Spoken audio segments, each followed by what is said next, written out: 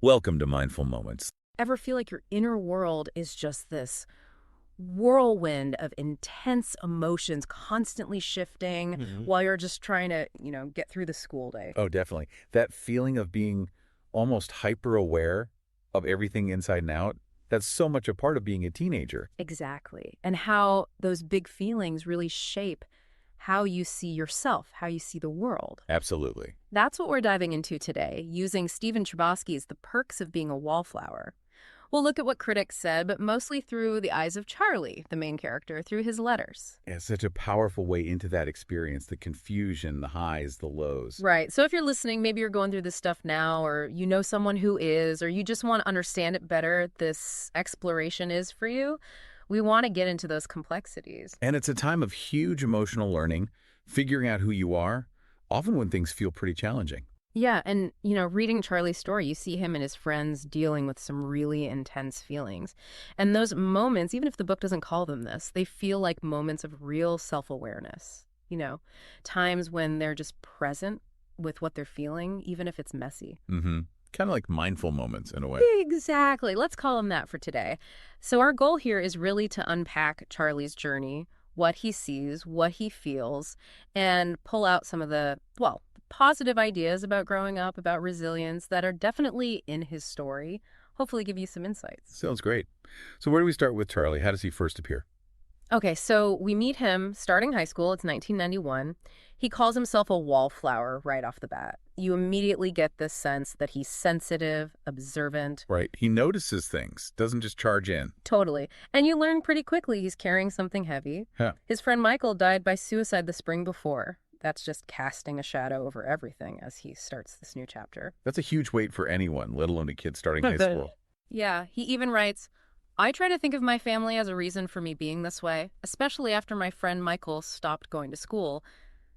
You just feel that loss. And it highlights how loss and trauma can really amplify everything else that's going on during adolescence, which is already such an emotional time. And his reaction when the guidance counselor tries to explain Michael's death, it's so raw. He says something like, well, I think Michael was a nice guy, and I don't understand why he did it. As much as I feel sad, I think that not knowing is what really bothers me. That confusion, that lack of answers, it just makes the grief harder. Definitely. Not having that closure or even just an understanding can be incredibly unsettling. Yeah, and apparently he even yelled at the counselor, saying Michael could have talked to him. It shows his pain, maybe even a bit of guilt, wondering if he could have done something. And the fact that the teachers started treating him differently after that, maybe cutting him some slack with grades. Right. It suggests they saw he was struggling, even if they didn't know the full picture. It's interesting how everyone around Charlie seems to cope differently, too.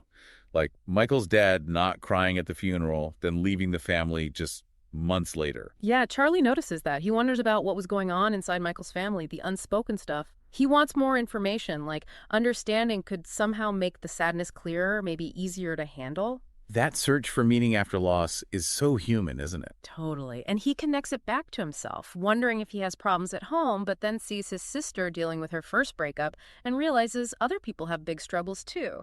It shows he's starting to see the bigger picture, even through his own pain. Right, developing empathy, seeing beyond his own world. So let's talk about his actual family for a sec. He gives these little sketches. His mom cries watching TV, his dad works hard, and then there's his Aunt Helen. Ah, yes, Aunt Helen. She looms large, doesn't she? Even though she's gone. Definitely. He calls her his favorite person in the whole world. Her death in a car crash when he was 7 clearly left a huge mark. He mentions how nobody would tell him what happened back then, even though he kept asking. That lack of open talk about something so traumatic that often makes things harder down the line for kids. For sure. And there's that one really intense memory he shares about asking Aunt Helen what happened, making her cry. And his dad slapped him for it. Yeah, saying, you're hurting your Aunt Helen's feelings. But then Aunt Helen stood up for him, told his dad never to hit him in front of her again. It says a lot about their bond and the family dynamics. A really protective relationship there. So, okay, he's in high school now. He's in advanced English, which is good. But he's also noticing the social stuff, like how this girl, Susan, who used to be fun, now acts kind of dumber around boys. Ah, the classic high school persona shift. Right. And he finds it sad because she doesn't seem happy doing it. He just sees these things. He sees his sister in the Earth Day Club, notes the boys are nice to her even when she isn't always nice back. He's picking up on all these unwritten rules and motivations. He's really trying to decode the social landscape. It's a lot to take in. But then he starts making friends, real friends, Patrick and Sam. And going to see the Rocky Horror Picture Show with them is a huge deal for him. Oh yeah, that sounds like a breakthrough moment. He says, of all the things I've done this year so far, I think I like the Rocky Horror Picture Show the best. It's that shared experience, finding his people, feeling like he belongs somewhere. Those shared positive moments are so crucial, especially when you feel like an outsider. It builds connection. And then that moment, in the pickup truck with Sam and Patrick, listening to that song on the radio. The tunnel scene. Yes. And he just says, I feel infinite. And they look at him like it's the most amazing thing they've ever heard. It just perfectly captures that feeling of being totally present, totally connected. It really does. You know, channels like Mindful Moments and our podcasts, which look at audiobooks through an AI lens, often highlight how these moments of deep connection and stories are so key for understanding emotional development. They're like anchors. That's a great way to put it, anchors. Okay, so Charlie also starts dipping his toes into romance. He asks Mary Elizabeth to the Sadie Hawkins dance. Right, and Sam gives him that very specific advice. Yeah, like don't tell her she looks pretty, tell her you like her outfit, which is interesting advice. Shows an awareness of different personalities, maybe. How people like to be seen. Maybe. But the relationship with Mary Elizabeth gets awkward. Charlie seems pretty uncomfortable, honestly. He feels pressured. Yeah, it doesn't sound like a great fit for him. Not really. And it ends pretty dramatically after that truth or dare game at Craig's apartment. Her reaction, what the fuck is wrong with you? And how much she meant it. Yikes. First breakups can be brutal. So much miscommunication and hurt. Totally. But even through his own stuff, Charlie is there for his friends. Especially Patrick. Patrick's in this secret relationship with Brad, the quarterback. And that's really tough on Patrick, right? Brad's struggling, keeping it hidden. Yeah, Brad's drinking, getting stoned before school. Patrick really cares about him, but it's a painful situation. Charlie sees that strain. It takes a lot to support a friend through something like that, especially when it involves secrets and potential danger. And Charlie really steps up. Remember that fight in the cafeteria? When Brad and his friends corner Patrick? Oh, yeah. Charlie jumps in. He does. He defends Patrick physically and threatens Brad. If you ever do this again, I'll tell everyone. And if that doesn't work, I'll blind you. Whoa. That's a huge moment. Definitely not the passive Wallflower there. Not at all. He's putting herself out there, protecting his friend. It's a big step from just observing to actually participating, taking action. Absolutely. A sign of real growth and loyalty. So as the year winds down, Sam's getting ready to leave for college. And that brings up a lot of feelings. Understandably. Endings and transitions are hard. There's this really honest moment between him and Sam. She kind of sets the record straight about your feelings. Right. She tells him she didn't want to be just somebody's crush. Yeah, she says, I told you not to think of me that way 9 months ago because of what I'm saying now. It's just that I don't want to be somebody's crush. It's incredibly direct and mature, actually. It is. Painful for Charlie, maybe, but clear. Setting boundaries. Definitely painful. You see how much her leaving affects him.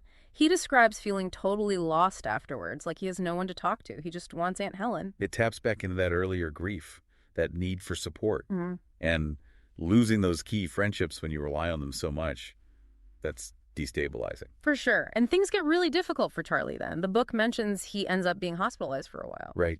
A very low point. But it seems like that period also brings some clarity. About his past. Yeah, it seems like it. He starts to understand the connection to his Aunt Helen, the trauma there. He says something profound. I'm not the way I am because of what I dreamt and remembered about my Aunt Helen. That's what I figured out when things got quiet. Wow. That's a major realization.